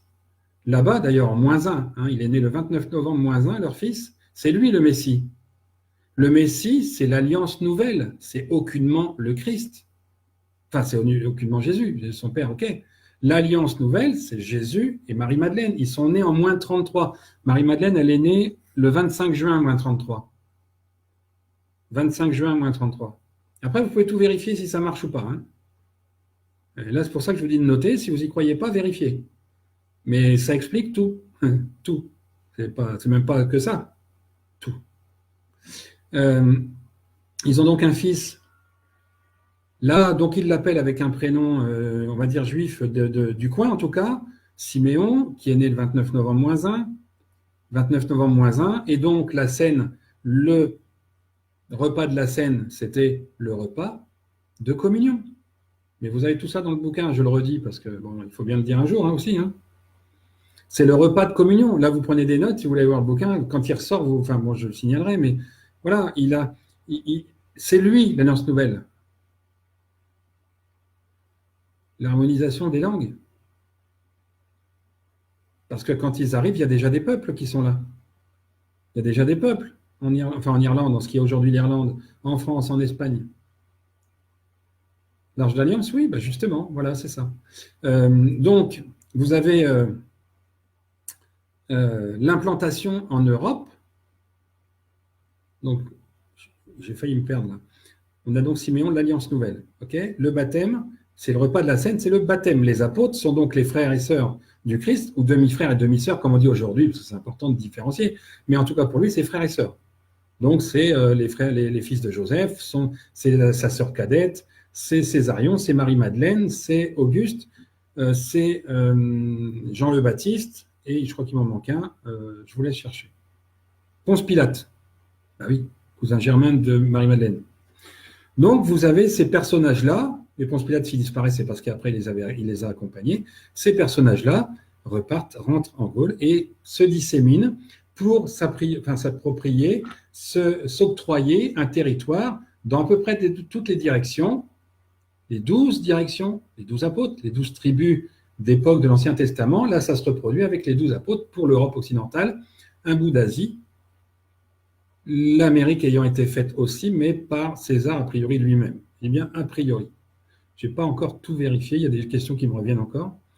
Donc, vous avez ici et là des personnes de la famille christique au sens large qui vont à droite, à gauche en Europe. Et c'est pour ça que vous retrouvez un peu partout des constructions type romain, d'époque romaine, 1er siècle, qu'on retrouve des vestiges partout, enterrés pour la raison que j'ai donnée, notamment pour la constitution de la Terre et des particules qui se déposent à raison d'1 millimètre par an, ce dépôt qui fait que aujourd'hui, tout est enfoui entre 0, parce qu'il y a des endroits qui sont affleurants, et 2 mètres. Les endroits affleurants suivant la rotation de la Terre et les endroits où les particules se déposent. Et les travaux et tout ce qu'on veut. Donc c'est compliqué. Alors ça veut dire aussi que le fils dont je parle, Siméon, dont ce n'est pas le nom celte, le nom celte il est autre, ce fils devient naturellement prétendant à une couronne du royaume où est né son père, où sa grand-mère donc a accouché, à savoir la Gaule. Le premier roi français, c'est le fils du Christ. Siméon, appelé là-bas Siméon, mais son vrai prénom. Est-ce que vous vous êtes posé la question de savoir d'où venait l'origine du prénom Louis, des rois Louis? Est-ce que vous êtes au moins posé la question des rois? Ben moi, oui, elle est arrivée comme ça. À un moment donné où j'entendais parler de pièces romaines où apparaissait, dans ce premier siècle, un dieu celte, qui d'ailleurs que l'on retrouve dans la ville, dans le nom ancien, dans le nom romain de la ville de Lyon, dans le nom romain de la ville de Lan, sachant que Lan, ben, il y a une grosse histoire aussi, et avec ce préfixe Lug. Lug, c'est l'origine des rois Louis. Le premier roi Louis, c'est pas Louis le Gros ou je ne sais plus lequel, Louis V ou compagnie. C'est Lugus Ier. C'est le nom celte du fils. C'est le nom celte de l'Alliance nouvelle. L'Alliance nouvelle livrée pour vous, c'est l'enfant qui est né. C'est ça. C'est en grande partie le secret christique. La descendance royale, la descendance christique des rois de France, elle est de Lugus Ier, fils du Christ et de Marie-Madeleine. Et du coup, j'en viens à un truc que j'ai oublié, qui était le prénom, donc Jésus, J de César, Jésus. Donc Jésus, si vous avez, peut-être vous avez le temps de regarder en écoutant ou pas, Jésus est donc un dieu celte qui apparaît relativement tard. Donc en prenant ce prénom, on considère que Jésus, je vais vous donner le prénom juste après, qui est de lignée divine quelque part, en tout cas celtique divine, qui a une mission. Jésus, c'est l'origine du prénom Yves. Yves, Yvan, légende médiévale, Ivanoé, youhou, Ivanoé et son fils Lugus. Mais il y a mieux. Parce que l'Angleterre, alors, avant l'Angleterre, après avoir eu ce fils en -1, Jésus et Marie-Madeleine, ils ont eu d'autres enfants, 10 ans plus tard. Ils ont eu des jumelles. Vous vous rappelez la date? Vous avez noté la date que je vous ai donnée pour son état civil? 11 septembre. Et ils ont eu des jumelles. Vous voyez? Et ces jumelles, il y en a une qui est décédée le 4 juillet et l'autre qui est décédée le 14 juillet. 4 juillet, 14 juillet. Vous voyez le truc? Et si je vous dis qu'il y en a une qui s'appelait, pour honorer la grand-mère maternelle, la mère de Marie, qui s'appelait Anna. Et donc, comme aujourd'hui, comme à une époque, il y a très longtemps, au millénaire dernier, dans les années 65, 70, 80, comme moi et d'autres, on avait un deuxième prénom du grand-père, ou de la grand-mère, pour les femmes, bien sûr. Et l'une des jumelles s'est donc appelée Mariam, Anna. Marie, Anne, Marianne, ça vous parle? Et si je vous dis que c'est elle qui est morte le 14 juillet, ça fait quand même quelque chose de... Ça interpelle quand on trouve ça, je peux vous dire. Et à la limite, on peut passer pour un cinglé. On peut penser que ça fait beaucoup. Ouais, mais comme tout le reste s'explique, et vous avez qu'à voir les autres vidéos et celles qui viendront. Et la deuxième s'appelait comment? Mariam, elle aussi, mais cette fois, Lina. Mariam, Lina. Marie, Line. Marilyn. Et si vous oubliez le i au milieu, Marline. Marline, Merline, en anglais. Merline, ça vous parle? Merline l'enchanteresse, ça vous parle? Bon. Voilà la première, la descendance christique est partie en Angleterre par le biais de Merline. Merline. Et Merlin a eu un fils qui s'appelait, je vous le donne en mille, Arthur. Voilà. Donc vous avez le premier roi anglais, c'est Arthur, et c'est pas un Romain du 5e siècle, c'est pas la légende médiévale qui a repris ces choses-là par transmission orale, parce qu'il y a des gens qui savaient, mais qui transmettaient, d'autres qui... le téléphone arabe, vous savez ce que c'est, au bout de 30, on ne sait plus ce qu'on dit. Marianne, qui est en France, Merlin, qui est en Angleterre. Premier roi d'Angleterre, Arthur, petit-fils du Christ. Vous voyez? Le lien, César et les Romains, enfin JC Romain, et le JC Christ. Après, évidemment, ça fait lourd, ça fait gros. Mais dans la symbolique d'aujourd'hui, pour faire une parenthèse à aujourd'hui, le début de la fin, en tout cas l'arrivée de l'Apocalypse, l'annonciateur de l'Apocalypse, c'est quoi? Rappelez-vous le 14 juillet l'année dernière, qui était là au défilé du 14 juillet, donc au défilé national français? Qui était là l'invité? La personne qui représente le pays qui a été constituée le 4 juillet.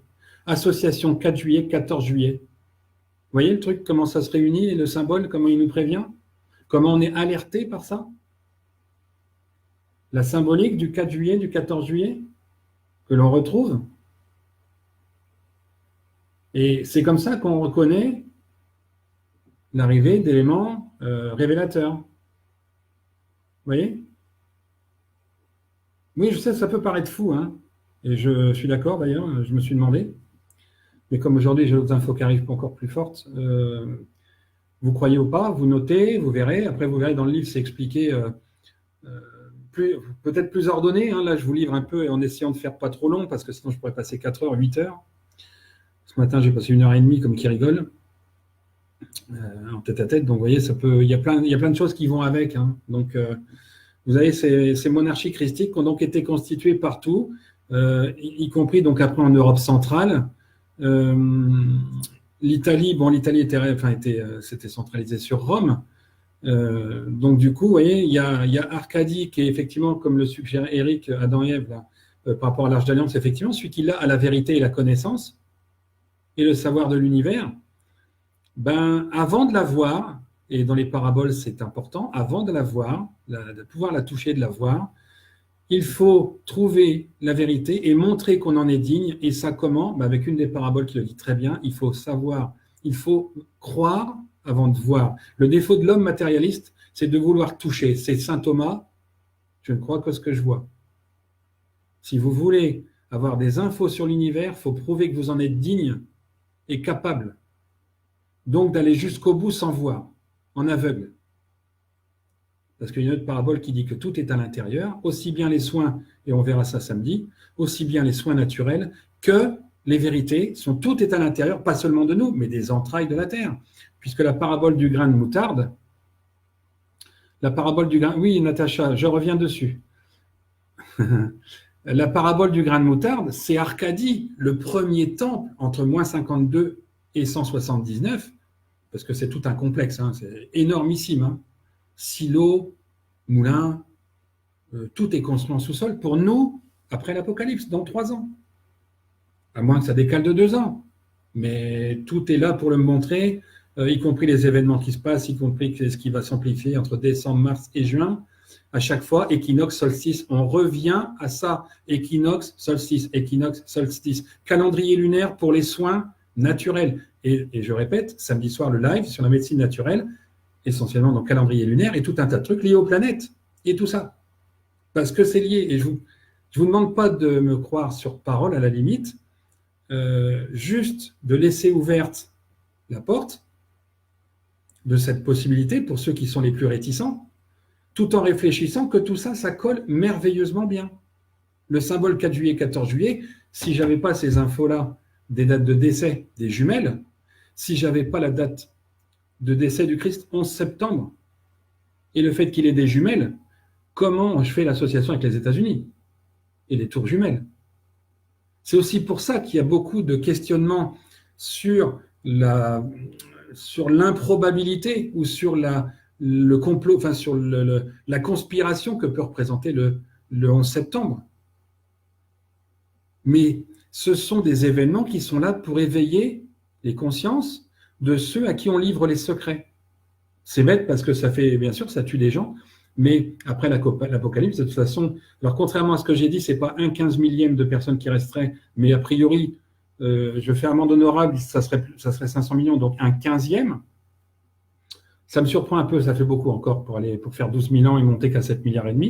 En tout cas, il y aura beaucoup moins de gens parce que justement, il y a des âmes, il faut raisonner en matière collective, il y a des âmes qui doivent partir. Parce qu'elles sont connectées, programmées sur Hadès, le purgatoire, dieu des enfers, dans la mythologie grecque. planète X, Nibiru, c'est ni plus ni moins que le purgatoire, là où sont programmées les âmes qui sont en nombre pas déterminé 7,5 milliards, mais qui ne varie pas beaucoup. Le nombre de corps physiques, par contre, reste le même. Bon, ça sont des infos autres.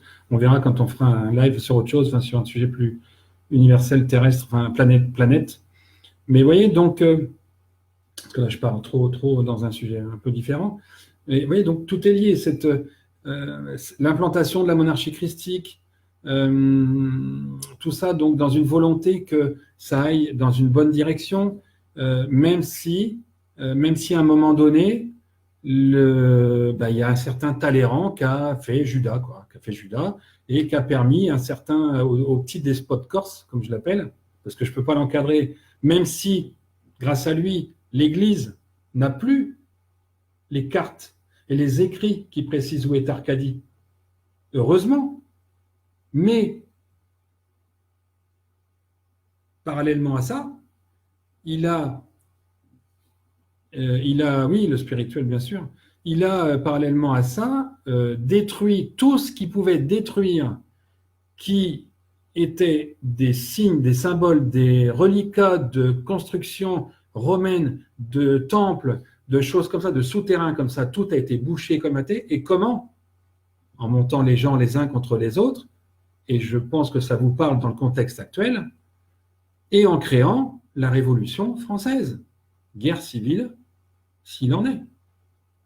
Et tout ça pour masquer aussi quoi, dont on parlera dans samedi de la semaine prochaine, pour masquer quoi? Entre autres aussi la libération de la Bastille d'un certain marquis de Sade. Partie fine, satanisme, pas encore satanisme, mais partie fine, vous voyez, pédophilie, bon. Vous voyez d'où ça vient, la révolution? Ben, bref. Et tout ça, parce que le secret christique a été éventé par un certain Talleyrand, qui, quand vous regardez son parcours, a quand même franchi le couronnement de mémoire Louis XV, Louis XVI et Napoléon. Quand même, de mémoire. Ou Louis XV, ou Louis XVI, Napoléon et Louis-Philippe ou Louis XVIII, enfin je ne sais plus. Il y a des fois je perds quelques éléments parce qu'il y en a vraiment beaucoup là-dedans, de stocker encore. Et donc voilà, Talleyrand, Judas, voilà pourquoi le secret christique, la monarchie christique a été éventée et remplacée par le secret maçonnique. Donc c'est important de parler de Jules César, ses Romains et du Christ. C'était important parce que quelque part, ça a été pratiquement les premières, le déclencheur des recherches que l'on a effectuées, quasiment, c'est cette question, avant ou après JC. Ça veut dire quoi? Alors vous voyez, maintenant, si on revenait à faire l'histoire en disant que c'est la naissance du Christ, alors là, mais les dates sont foireuses de chez foireuses, sachant qu'entre moins 33 du Christ et César 102, d'après ce qu'on prête, il y a 65 ans, 70 ans, c'est le double. Mais effectivement, puisqu'on est entre le positif et le négatif, moins par moins plus, donc 30 moins 30, ça fait 60 et le décalage est là.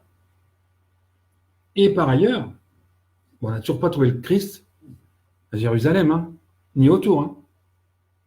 On a beau essayer, on a beau faire croire qu'en découvre, là, il y avait un tombeau. Ouais, super. Super. Mais non, les corps ont été rapatriés. Et c'est pour ça aussi qu'étant protégés, tous ces corps, jamais quelqu'un de puissant dans cette lignée christique n'aura été découpé, entre guillemets, pardon de l'expression, divisé en reliques. Jamais il aurait été brûlé, jamais il aurait été décapité. D'où, après, toutes les questions qui sont venues, les réponses qui sont venues avec Jeanne d'Arc, Louis XVI, et tutti quanti. Donc, vous voyez, et les reliques de Saint-Louis, non, Saint-Louis, il n'a pas été découpé, bien sûr que non. Il a fait 2 voyages aux croisades pour récupérer des objets sacrés après, mais voilà. Donc, vous voyez, donc c'est très, très important. Alors, je coche en même temps, pardon de regarder ailleurs. 14 juillet, tac, Saint-Esprit Annonciation. Alors, le truc important aussi, faites le calcul. Non, Jack, non, Christ me crucifié, non, mangé par les lions, non, mais non. Mais non, puisque les Romains sont eux aussi. Ah, la relation, alors question, petite parenthèse, question entre Macron et Napoléon, il n'y a pas de relation. Il n'y en a pas. C'est la même façon de fonctionner parce que leur soif de pouvoir est identique. Mais il n'y en a pas. Il n'y en a pas. L'un comme l'autre, Napoléon avait lui des historiens avec lui. Il a eu les secrets par le biais de Talleyrand. Et ben, ne serait-ce que Oléron, où je suis allé il n'y a pas très longtemps, Oléron, c'est vraiment, je dirais, un site majeur de tout ce qu'il a pu détruire et cacher. D'Oléron, ils sont partis, les Romains, pour aller aux États-Unis quand même. Et aujourd'hui, les 12 quais, parce qu'il y avait 12 quais à Oléron, 12 quais, ils ont tous été remblayés. Allez au bord de la falaise. Non, non, non, pas le même homme. Non. Ah, bah écoute, peut-être. Oui, peut-être. Je ne peux pas te dire non, je n'ai pas demandé. Je ne vais pas te dire non. J'aurais pu, mais non. Effectivement, il peut y avoir une réminiscence au niveau de l'âme. À vérifier. À vérifier, Christophe. Hein, ou on vérifie ensemble, ou tu vérifies de ton côté, puis je te redis. Hein, donc, Oléron a été, aussi bien au niveau du phare, le temple de Tellus qui est sous le figuier. Tout ça, ça a été masqué, caché, au nom de la Révolution ou au nom d'un certain Napoléon qui a inscrit dans la Constitution de l'époque l'interdiction, l'impossibilité de tout retour monarchique en France, dans un acte additionnel de l'article 67. Pas fou, le gars. Et entre deux, il est allé voir Pie VI pour l'expulser de Rome et prendre les documents qu'il y avait à prendre avec ses historiens et compagnie et les cacher pas très loin d'Arcadie, parce qu'Arcadie, il n'y est jamais allé, il n'a jamais trouvé. Pourtant, il a une propriété qui n'est pas très loin, qui est à 15 km, mais il n'a pas réussi à aller jusqu'au bout parce que sa deuxième femme, qui était de descendance Habsbourg, famille initiée, a fait tout pour qu'il n'y aille pas. Vous voyez le truc, comment jusqu'aujourd'hui, ça peut aller. Et effectivement, je prends la question de Christophe entre deux, le lien entre Macron et Napoléon. Alors, le lien physique, descendance, quoi que ce soit, enfin, je dis non. Par contre, les réminiscences de l'âme, pourquoi pas? Mais ça, c'est à vérifier. Pourquoi pas? Il y a autre chose, de toute façon, qui met le président Macron sur ce haut de pyramide. Il y a autre chose, et ça sera l'objet d'un autre live, même si de temps en temps, j'en parle dans mes posts, de façon à ce que les gens comprennent qui c'est, qui il est. Enfin, qui il est, et surtout ces poumons qu'on ne voit pas. Hein, donc voilà, pour ce qui est de JC, donc on en est là. Ça, tac, voyage 1, Vitruve, ça c'est fait. Alors, il y a un autre... voilà. Il y a un autre point. Il y a un autre point sur lequel je voulais revenir, c'était par rapport à ce qu'on dit des écrits de César. Officiellement, ce qu'on dit des Romains, donc ils sont des guerriers qui viennent coloniser, qui viennent combattre. Effectivement, il a combattu une seule tribu, les Parisis, pour s'approprier Lutèce, parce que c'est le seul chef qui ne voulait pas, le père de Vercingétorix, n'est-ce pas? Vercingétorix étant le fils du chef Parisis, car il n'a donc rien à voir ni avec les Arvernes ou les Burgondes, rien, si ce n'est, mais j'ai dû en parler dans un autre live, des fois j'ai l'impression de me répéter vraiment, si ce n'est que sa femme était, elle, par contre, Burgonde ou Arverne, du peuple, enfin de là où on se situe Alice Sainte-Reine aujourd'hui. Et je l'ai dit, je crois, dans un live précédent, Alice Sainte-Reine en l'honneur de Alicia, vous voyez, aujourd'hui le prénom Alicia vient d'Alicia, c'est le prénom de la première fille de Vercingétorix et de sa femme.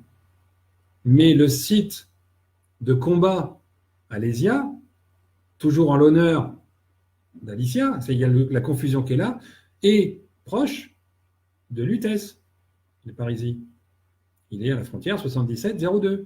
Et non pas là-bas, dans le fin fond. Surtout que moi, je vous invite, si vous passez par là, que vous avez envie de vous cultiver un peu, allez voir le site d'Alésia en haut.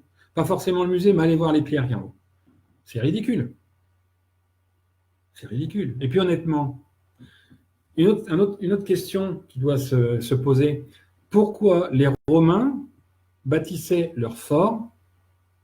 Le fort, c'est ce qu'il y a en haut. Dans le centre-ville, c'est le camp. En haut, c'est le fort. Le camp, c'est la ferme fortifiée. Le fort, c'est la palissade en bois à l'époque. Pourquoi ils bâtissaient le fort au lieu même où il y avait le campement où il y avait le campement celte, gaulois si vous voulez, celte, je préfère. Pourquoi à cet endroit-là, quand vous faites la guerre, vous mettez la technique César l'a prouvé par rapport à Lutèce. Il y a 7 tours qui sont faites autour du campement celte et il y a une base. Il n'y a pas de raison d'aller reconstruire après à la place des autres. Aucune. Aucune. Aucune.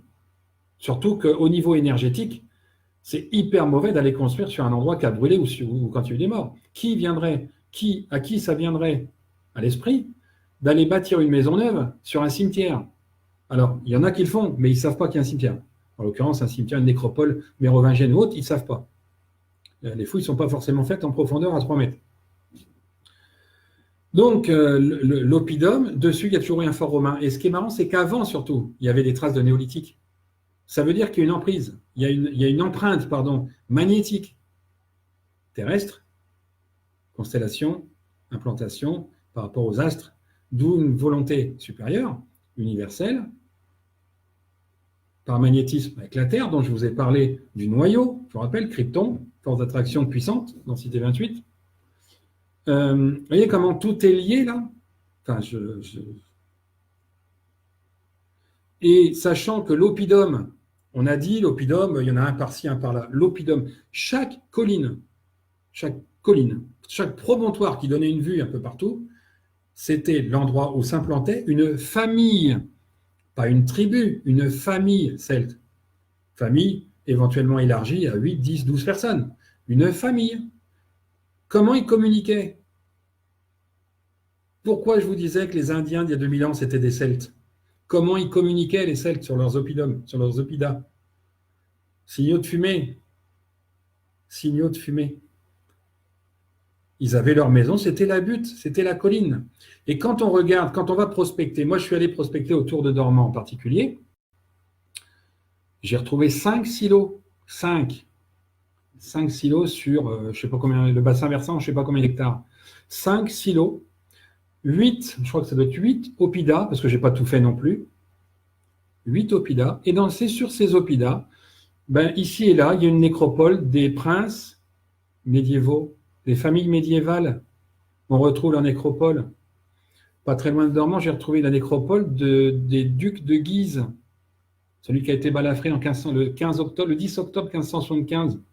Balafré en soins 3 semaines et demie dans cette maison qui appartenait à Henri IV. Vous voyez, c'est bon.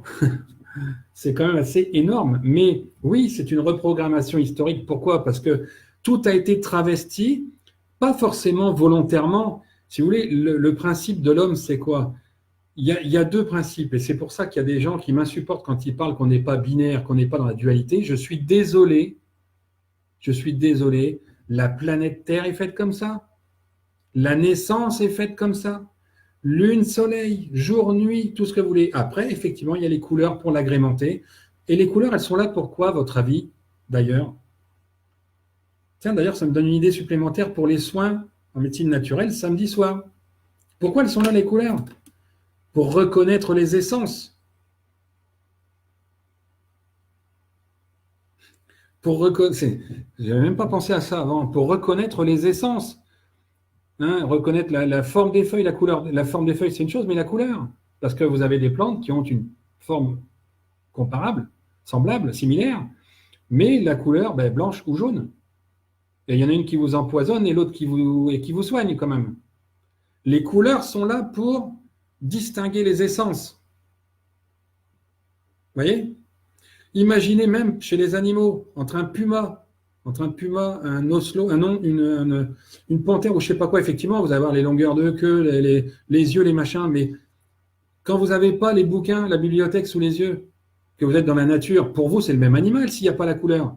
Mais on en a fait des noirs, des tachetés ronds, des tachetés losanges, enfin j'exagère, avec crinière, sans crinière, etc. Pourquoi tout ça? Vous voyez, là, on est dans la conception, on est dans la création, là. Vous voyez jusqu'où ça mène les réflexions quand on se penche sur les origines proches de nous. Mais attention, parce que jusqu'avant les pharaons égyptiens et compagnie, la guerre en Syrie, il y a des significations symboliques énormes d'un point de vue spirituel, d'un point de vue création universelle. hein, donc jusqu'au Sphinx et compagnie. Aujourd'hui, on en est là encore dans les mensonges parce que justement, donc l'homme dans sa dualité, l'homme regarde. Alors, il y a des hommes qui vont cacher quelque chose pour le protéger, comme les Templiers, ils l'ont caché pour le protéger, et d'autres qui vont le cacher, comme l'Église. C'est pour ça qu'ils ont assassiné Hugues de Pin. Bernard de Clairvaux, c'est un criminel. Il a assassiné Hugues de Pin quand même. Donc ça, on en reparlera chez les Templiers la semaine prochaine. Pourquoi? Pour garder le secret. Pourquoi? Pour ne pas le donner. La troisième prophétie de Fatima, qui est enfermée dans le coffre du pape, que Santa Lucia depuis 1959, ou 62, pardon, 59 ou 62, j'ai un doute, mais ça doit être 59, qui a demandé au pape, après les fameuses apparitions qui ont lieu le 13, du mois de mai au mois d'octobre, 13 mai, 13 octobre, tous les mois, il y avait une apparition à Santa Lucia et 2 de ses cousins. D'accord? Santa Lucia, quand elle devient majeure, elle communique la troisième prophétie au pape, parce que Marie lui demande dans son apparition de la révéler. Qu'est-ce qu'elle dit, cette prophétie? Évidemment, on ne sait pas officiellement. Mais comme les secrets de l'univers, c'est le moment qu'ils soient révélés et qu'ils soient donnés aux gens, entre guillemets, et je le dis en toute humilité, mais sans fausse prétention non plus, aux gens qui sont dignes d'avoir ces secrets-là et de les donner comme j'essaie de le faire. Et donc, en l'occurrence, cette troisième prophétie dit, je ne sais pas le texte intégral, mais elle parle notamment, Marie veut qu'on révèle ses jumeaux. Il y a des mamans qui me regardent là. Il y en a peut-être d'ailleurs qui ont des jumeaux. Est-ce que vous concevriez d'être prise en photo avec un seul de vos enfants quand on a des jumeaux? Pardon, mais je réponds de façon péremptoire, bien sûr que non. D'où le tableau de Raphaël dont je parlais tout à l'heure. La Vierge blonde avec ses 2 enfants relativement jeunes, 2-3 ans, mais tous les deux ressemblant comme 2 gouttes d'eau. Jésus, Judas, Ivanoé, Judas. Je garde Judas parce que il faut que je cherche Judas, UDS, quelque chose qui indiquerait un prénom éventuellement celte, qui confirmerait tout le reste. Donc vous voyez que tout est lié, que tout est important, qu'on ne peut pas disséquer l'histoire comme ça, tranche par tranche, l'époque Jeanne d'Arc, l'époque machin, l'époque truc, parce que tout s'explique par le fil rouge. Le fil rouge, c'est quoi? Arche d'alliance. D'ailleurs, et j'oubliais juste de compléter, oui, dans le côté binaire, je vous en ai parlé, hein, le côté soit je protège, je le cache, soit je le cache pour pas que vous le voyez. Et ça, effectivement, ça c'est la dualité pure. Quand vous ne trouvez pas une solution pour vous dans votre bien-être, c'est que vous la regardez du côté matériel. Tournez le miroir, regardez le côté spirituel et vous verrez que vous trouverez une solution. Une solution que vous ne voyez pas, justement, parce que vous ne regardez pas du bon côté. Quand vous ne trouvez pas une solution chez vous, quand vous êtes assis à une table, asseyez-vous de l'autre côté de la table. C'est bête, hein? C'est bête comme truc, mais ça marche. Tout est question d'angle de vue, de point de vue. Reprenez ce post qui passe souvent sur Facebook avec le 9 et le 6. D'un côté, moi je vois le 9, si vous êtes en face de moi, vous voyez le 6. La dualité, c'est ça. Et le 9, le 6, c'est le yin et le yang. Ils sont nécessaires, complémentaires, et en même temps, ils n'ont pas la même fonction. Vous voyez? Le nord, le sud, l'Alliance nouvelle, le peuple celte par l'homme, le peuple sumérien, etc., par la femme. Ça s'inverse peut-être au moment de l'Apocalypse par l'eau, 12 000 ans plus tard, je ne serai plus là. Peut-être dans une autre âme pour dire la même chose. Allez savoir. Donc, vous voyez que l'implantation de la monarchie christique, c'est pas juste pour qu'il y ait un roi qui descende du Christ. C'est pour qu'il y ait des objectifs, c'est pour qu'il y ait une ligne de conduite qui soit respectée, une ligne de conduite qui nous amène à comprendre et à nous amener qui nous amène donc à l'Apocalypse, parce que la Terre a besoin de se régénérer de toutes ces fioritures, toutes ces pourritures, de tous ces pervers, de tous ces gens qui croient vraiment en rien et qui malheureusement passent à côté de leur âme. Et c'est ce qui déclenche en partie certaines maladies. Et ça, voilà. Donc, on en parlera au niveau du samedi prochain. Alors donc oui, j'avais une autre remarque aussi concernant, je reviens à César puisque c'était quand même un petit peu le but de ce live. Jules César, Oui, Franck. Ben écoute, qu'est-ce que je fais? Oui, je fais mon aparté sur Jules César et je reviens à ta question très intéressante et qui est liée effectivement. Jules César, dans ses écrits, donc on dit qu'il attaque à 10 légions, avec l'équivalent de 10 légions contre un, de 10 hommes contre un, 10 légions contre une légion, en matière de quantité. Est-ce que vous croyez que c'est sérieux? Alors, à moins que je l'ai déjà dit au début, hein, j'ai un trou de mémoire. Si je l'ai dit au début, dites-moi que écrivez un déjà dit, hein, c'est possible. Hein. Parce que j'ai écrit aussi des trucs aujourd'hui à des personnes et j'ai l'impression, encore une fois, de me répéter. Donc, 10 légions contre une. Est-ce que vous trouvez sérieux qu'on gaspille 10 légions contre une seule? Ça va durer 5 minutes. Ils vont faire quoi du reste du temps?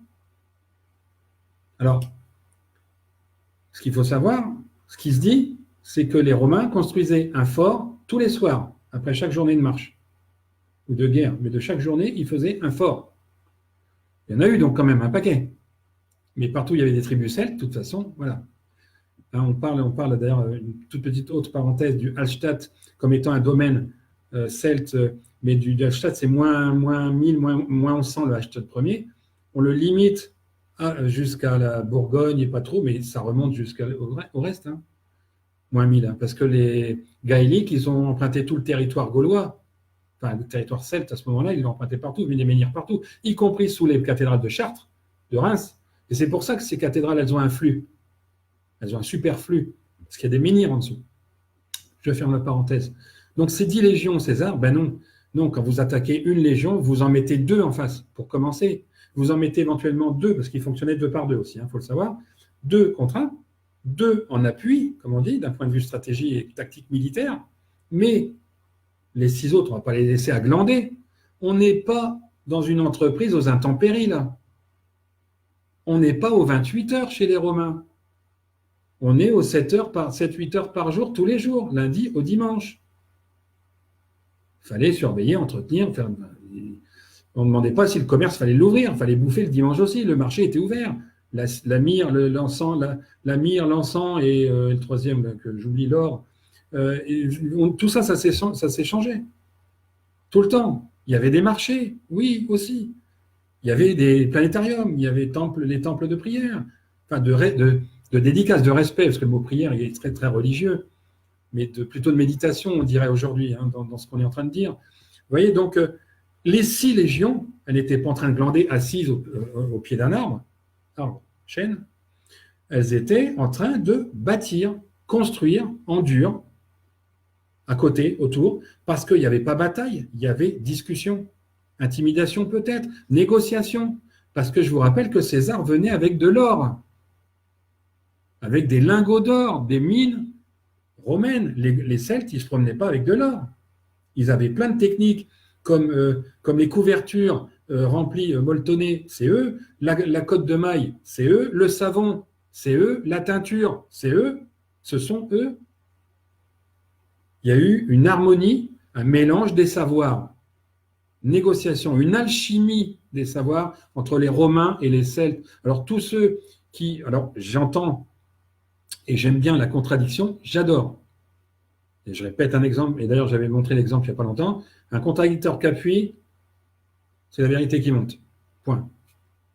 Mais ça peut être justifié, complément d'info, machin, mais il faut, à un moment donné, il faut être sérieux. Même si on n'a pas il faut croire, avant de voir. Hein, ça, c'est important. Donc, les 6 légions, elles bâtissaient, elles construisaient tous les souterrains, les salles, les carrières dont ils extrayaient les pierres et le remblaient en terre, comme je vous ai expliqué dans le sujet les bâtisseurs, comment, les cathédrales et compagnie. Voilà la technique romaine, la technique égyptienne que j'ai évoquée aussi. Okay, donc, ils bâtissaient. Et s'il y avait un problème avec une légion, enfin l'équivalent d'une légion celte, ils pouvaient en rajouter 2 quand ils voulaient, parce qu'ils ne bâtissaient pas à 500 km. Il y avait 10 légions, par exemple, dans la Marne, il pouvait y avoir 10 légions dans l'Aisne, ou dans le sud, avec un autre chef comme l'Arminius, qui était je crois que c'est ça, l'Arminius, il me semble, ou je confonds avec un autre, en tout cas un autre général romain, qui avait en main la situation, avec 10 légions. Deux à l'attaque, deux à l'attaque de la négociation, du champ à investir, à investiguer, deux en appui.